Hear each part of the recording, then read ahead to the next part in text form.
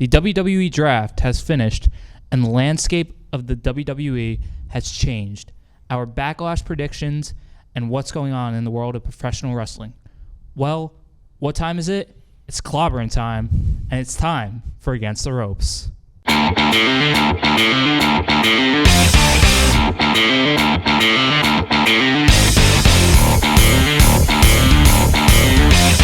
Hello, I'm Thomas Emeric, and welcome back to Against the Ropes, your source for your wrestling news. And we've got, as always, the original Freebird, Taylor Berkowitz. Thomas, I hope that Backlash in Puerto Rico ends better for everybody than Puerto Rico event did for Bruiser Brody. So if you know, you know. Well, the draft picks are in, so let's get to the show. The WWE draft took place this past Friday night on SmackDown and continued this past Monday on Raw. The draft ultimately changed the game with a brand new heavyweight championship getting announced and being exclusive to Monday Night Raw. The SmackDown Women's Champion Rhea Ripley is going to Raw, and the Raw Women's Champion Bianca Belair is going to SmackDown. A lot of changes are coming about for Raw and SmackDown. So, Thomas, you were in on this. What are your thoughts on where we're at post-draft? So, honestly, like, right now, like, I honestly, like, to be honest, I didn't like how the draft came out. Like, I didn't like that they had Rhea Ripley as a SmackDown Women's Champion going to Raw, and then Bianca Belair as the Raw Women's Champion going to SmackDown. Like, it doesn't make sense. They did the switcheroo last year with what was it, Becky and who Charlotte, right? And it's like, oh, let's just swap our title. Like, that's silly. Yeah. So, I mean, I think that takes you out of things there. Mm-hmm. What else did you think about some of the things that went on? We didn't get like as much as NXT call-ups as I thought we were gonna get. I thought we were gonna get a lot more, but we only got like around like maybe like 8 or 9, I would say. Cameron Grimes is going to SmackDown. Who else? Grayson Waller. He's pretty big. He's going to SmackDown. I mean, I think this is where I had some issues with just how things are being done. Of what does it mean for NXT? They pulled up these NXT people, including champions. So what does that mean for them? It kind of diminishes that. Then you have your guys who were the free agents that were undrafted, which I think is like Baron Corbin and Elias, and guys that they're not big, but like, what does that mean? Where did these NXT guys go? Like, so you're on TV now, you're coming on to maybe being on TV. I don't understand. Like, the call-ups should be call-ups. They shouldn't be drafted. So that's a very weird thing that happened there. And I'm not paying attention to NXT, but I don't know where it leaves either of those shows. Yeah, I don't pay attention to NXT as much as I used to when it was Black and Gold, or back in like 2017, 2018, around there. Let's just call it pre-AEW. Yeah, I used to watch it so much. I used to be so into it, but now it's like I don't even watch it. I don't even like bear to watch it because it's like it's just gone downhill ever since like all the good guys like have gone, like Johnny Gargano, Tommaso Ciampa, Adam Cole, like all those guys have gone. It's a minor league. I mean, that's what it is. And again, that's fine to call people up, but again, once again, if I'm making the baseball analogy, are the guys that were call-ups in the SmackDown organization but still staying in the minors, or are they on the major league roster now and they're going to be bench warmers? And I don't know. I mean, that kind of left me with a bad taste in my mouth. Let me throw this at you. The Roman Reigns goes with the Bloodline. Yes. Why can't Roman Reigns just why does Solo Sikoa go with him? You know what? That's honestly a great question, and I was kind of thinking about that. I'm like, why is Solo Sikoa with Roman Reigns, and like, why isn't the whole bloodline getting like drafted? Right. It's either together? the Like, bloodline. it doesn't make sense. It's either the bloodline goes together Yeah. or their individual components. I didn't get that. And if he has such a wonderful contract, why is Brock Lesnar the one who negotiated? Oh, he gets to be a free agent. I Yeah. understand this is all storyline stuff. I understand none of it is real, and doesn't have. And in 3 weeks, everybody could be on everybody else's roster. Who knows? But there were just some odd choices that don't make storyline sense. That don't make real creative sense. Yeah. And that's where things left me after this. Yeah, I'm gonna have to agree with you. And then like, also, what's interesting, since Roman Reigns, Solo Sikoa, Paul Heyman, and then also the Usos, since they all got drafted to SmackDown, I feel like there's a whole nother story to that, because if you saw last Friday on SmackDown, the Usos lost to Kevin Owens and Sami Zayn in a WrestleMania main event. So there's a lot of story behind that, because Roman Reigns is probably angry with the Usos since they lost. Yeah, I mean, it makes sense to keep them together. It just, once again, either they're all the bloodline or they're individuals. It didn't make sense that these two, you get two of them with one pick. Like, no, it doesn't make sense. Yeah. So again, going forward, just I'll throw this out here. Final thought: if you're picking one roster, Raw or SmackDown, which one are you going with? Ooh, going SmackDown. I mean, like, it's 2-hour show. It's easy to watch, and I feel like watching Raw on Mondays, it's just hard for me to watch, because I either like fall asleep like watching Raw, or I'm just done watching it by like 9 o'clock. Yeah, that's my life too. So Yeah, 9:30 I want to be in bed. It's kind of hard for me to watch Raw, so I'm going SmackDown as a brand I would tune into more. Yeah, again, for me, Friday nights are just as tricky. And by Friday night, I'm exhausted, so I'm ready to go to bed even earlier sometimes, or I'm out.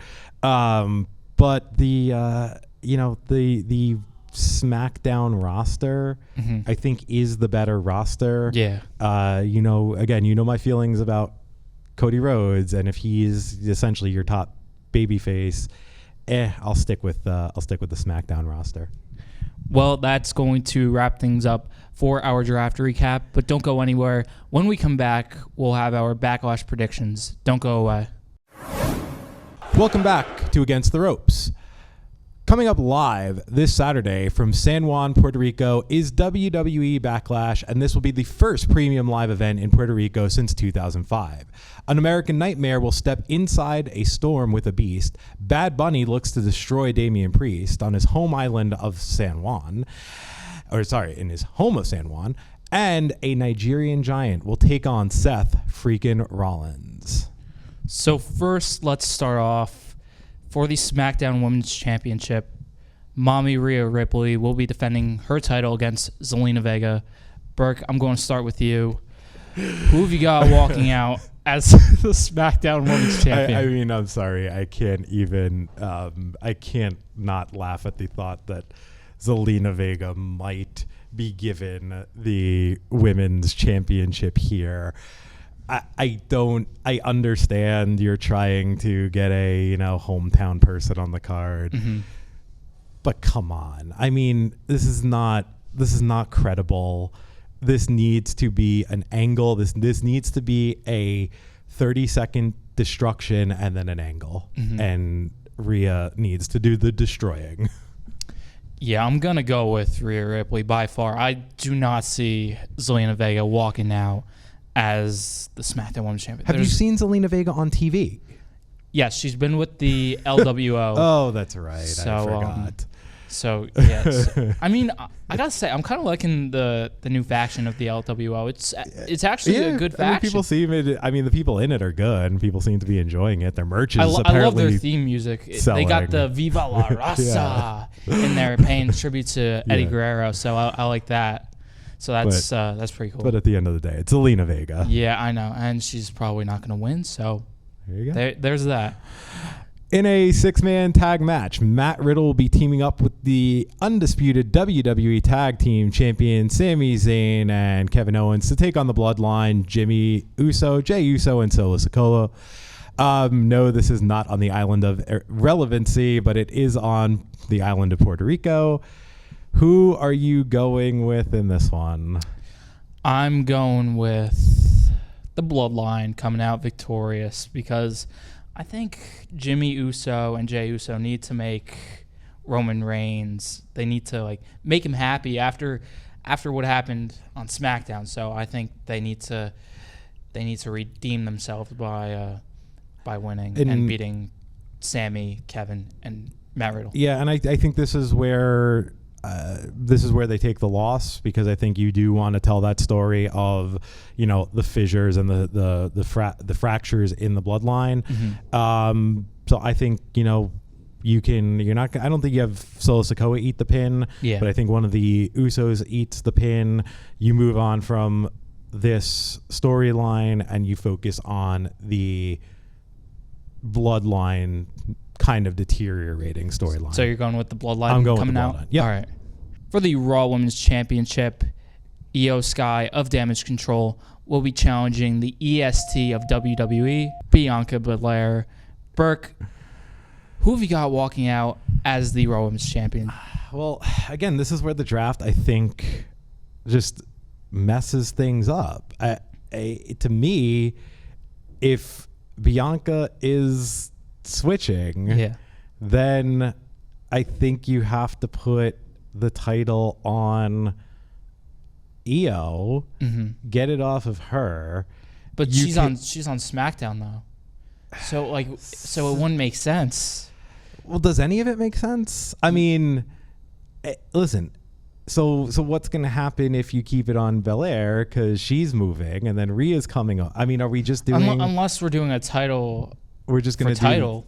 Well, yeah, that's why I feel like, okay, well, maybe do you have her win it and then Rhea comes over here, wins the title off of her, but she's got to vacate the SmackDown title because now she's on Raw. I mean, it's convoluted. Yeah. It's a mess.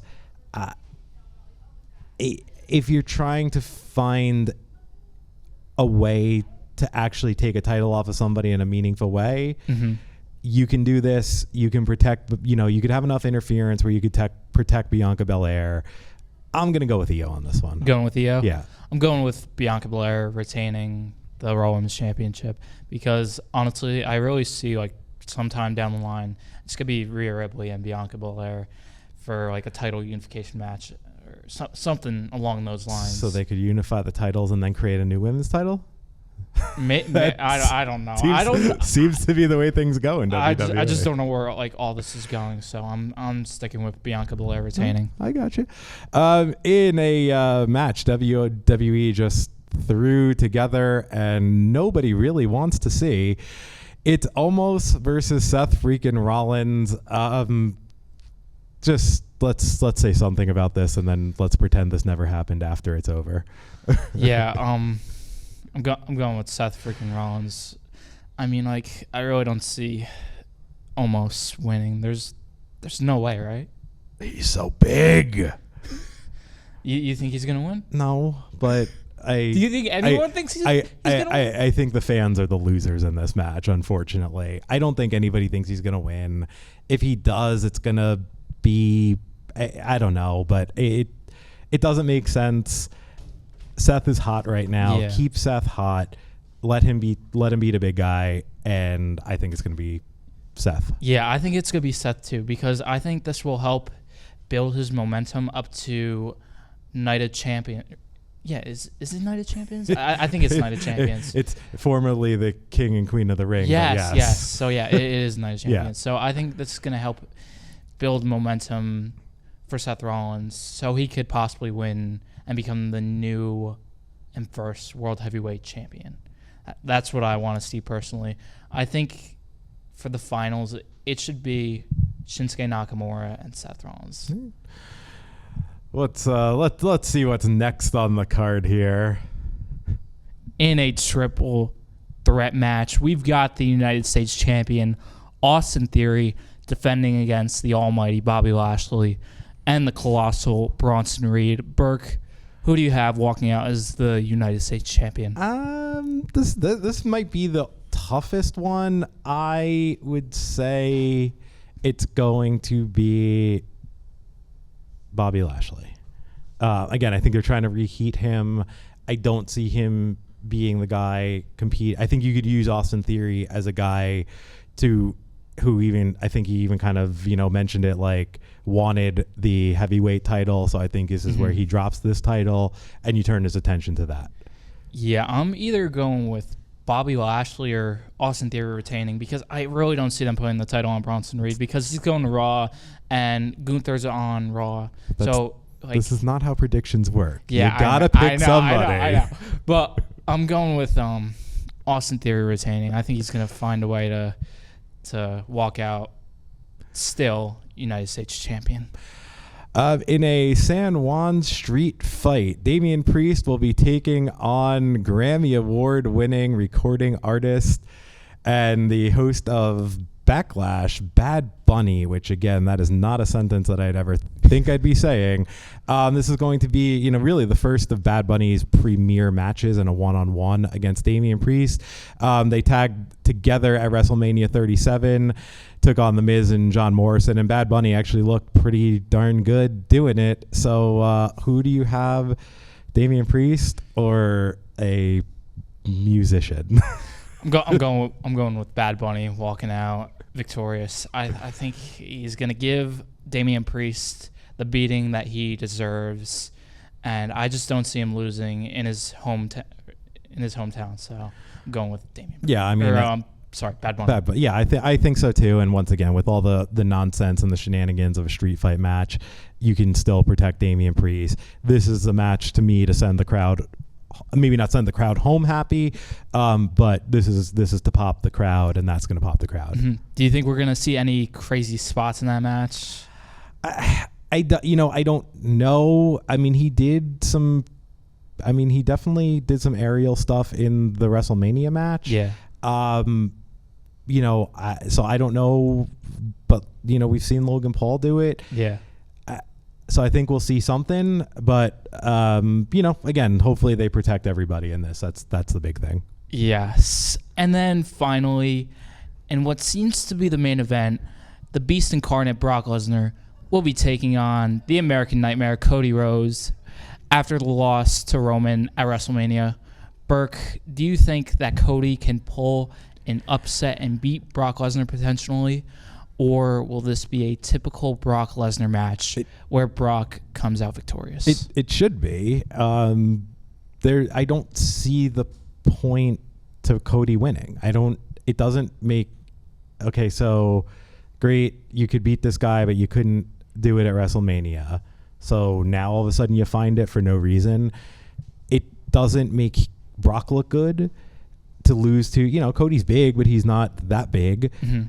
This has to be the start of the just decimating Cody Rhodes so he could hit his rock bottom and then figure something out and rally as the baby face for WrestleMania next year. So this has to be a destruction. This has to be the storyline of, did I make the right move coming here?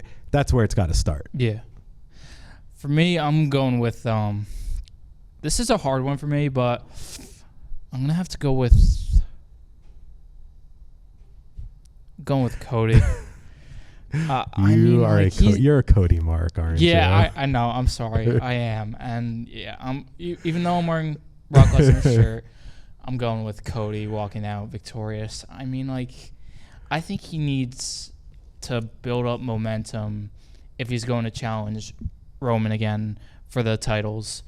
And I feel like this is the way to start. You haven't beat a big guy like Brock Lesnar, and then he builds off that momentum. If you're doing it at SummerSlam, maybe, but I don't think they're not running that at SummerSlam.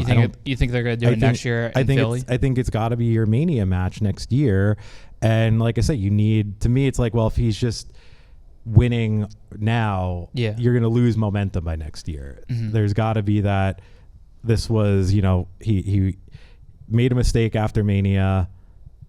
Let him lose. Let him eat all these. And then you tell that story of him building himself back up. So that's going to do it for our Backlash predictions. But don't go away. When we come back, we'll be doing a mixed bag segment where we're going to talk about some various things in wrestling. Don't go away. Welcome back to Against the Ropes. Outside of WWE, a lot of stuff has been going on when it comes to CM Punk showing up backstage at Monday Night Raw, then being asked to leave by security, AEW possibly starting a brand new show, and lots more stuff. So this segment, anything is on the table to discuss in the world of professional wrestling. So Berk, I'm going to start with you.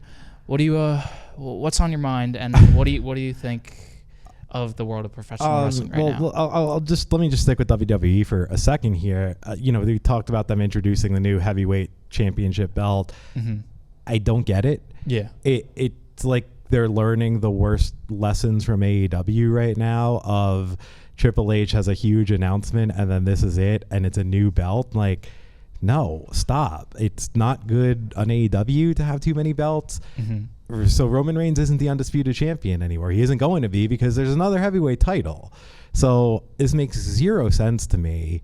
I don't get that. So I just want to rant on that. I don't know if you agree on that, but where are you on the belt? On the belt? Honestly, I don't mind the belt. I would have liked to see the old World Heavyweight Champion come back. That would have been cool and a blast from the past. That's great, but then take one belt off of Roman. He's not undisputed. Yeah, I know, but yeah, it would have been cool to see the World Heavyweight Champion come back. The old one, I should say, that Randy Orton, Batista, all those big guys have held. I don't think it's a good looking belt either. Yeah. So there's that. I mean, the AEW stuff, I think, we've talked about it and we might try to do a little shit. It's fine. Yeah. It's there. Nothing lighting the world on fire. The Wembley show, I mean, they're selling tickets for it. Yeah. I signed up for the pre-sale code and I'm like, maybe I'll just buy a ticket and see what happens. I don't think I'm going to make it, but I think it's kind of cool that they're attempting that. New Japan, again, Wrestling Dontaku took place earlier today. I'm hoping to have some time tonight to go catch up on that. But I'll say, going to New Japan, the one thing I am really excited for, we're getting into Best of Super Juniors coming up, and that's always fun. And Speedball Mike Bailey is going to be in it, so I'm very excited to see him in New Japan. Now, if you could inform the audience, what is the Best of Juniors Cup? So the Best of Super Juniors is the, essentially like the cruiserweight division used to be. It's a round robin format tournament with the finals being held between pool winners. And it's just, again, if you like athletic, kind of high flying, high tempo cruiserweight wrestling, this is the thing to watch. Who do you want to see win that whole tournament? I mean, I would love to see. Listen, if they can really push Speedball Mike Bailey here, that would be great. But I really would love to see Taji Ishimori, as much as he always has a push. Just him and Hiromu going at it for the title is always a treat for me. That's awesome. I'm so happy to hear that you're that you've got the knowledge of New Japan Pro Wrestling to bring to the show, because I have no knowledge of New Japan. So. It is my favorite thing right now. That's awesome. And then probably for me, my non-WWE related thing that I want to talk about, I want to get your thoughts on the CM Punk situation. I don't think it's going to lead to anywhere, but what do you think about CM Punk showing up backstage at Monday Night Raw? I think it's why CM Punk is CM Punk. Yeah. He just does not seem to have, let's call it, social awareness. I don't know what his goal was. I don't know if this is something to drum up a little publicity, and if it is, great job by him. I don't see WWE going back into business with him. They don't need him. Yeah. So, I just think it just shows a lack of like just aware, unless he was intentionally doing this because let's get people talking before I return to AEW. Do I want to see him back in AEW? I think you want to see how they tell some of these stories on screen that we know happen behind the stage, backstage. But and let's face it, AEW really needs them. They need those eyeballs. But I don't need him. I don't need him. So, I don't know. It just seems like he's kind of, I got to watch my words here. I don't want us to get edited out. I'll let you go. All right. And really quick, I just have one more thing to say. I want to talk about the main event of Double or Nothing, and I want to get your thoughts about that. So, last night, we did find out that in the main event of AEW Double or Nothing, we are getting Jungle Boy Jack Perry against Sammy Guevara against Darby Allin against MJF for the AEW World Heavyweight Championship. So what are your thoughts on that? I like that they're going with this route. I like that they're putting those guys in a main event spot. If you're going to build those guys as your four pillars and the guys of the future, let's get them into a main event. I think was way more credibility and is more credibility to the match and the potential that MJF will lose or could lose, which he's not going to. But in a 4-way, when there's somebody else could eat the pin, there's more credibility. I didn't like the way they got to it. Yeah. And it just seemed kind of forced and like they didn't really have a plan. I think we kind of knew this is where it was going all along. And these little like zigzags along the way didn't really make sense. And now we got back to where we were going. So I'm looking forward to the match. I just thought it was a weird way of just give us the match. And who do you think has like the most momentum going into that match right now? Darby Allin. He's the biggest fan favorite. He has, I think, overall a great story, and what he can do in the ring, nobody else can really do. And given his lack of size, you need what he can do in taking a beating and taking all that pain to make him a credible contender. So I think Darby Allin could be the guy going forward. I think he's best positioned for that. It's just not his time right now. Yeah, I'm gonna have to agree with you. I'd say Darby Allin does have the most like potential, and he's got the most heat going. Not heat, but he's on fire right now. Well, that is all the time we have for this episode. But before we go, any non-WWE related wrestling high spots from the past couple weeks you want to plug? Like I said, New Japan, I think they're doing a lot of great stuff, and excited about Best of Super Juniors. Well, that is going to do it for us. For Taylor Berkowitz, I'm Thomas Emeric. We will see you next week for our Backlash recap on Against the Ropes. But until then, Wayne Hills, acknowledge us.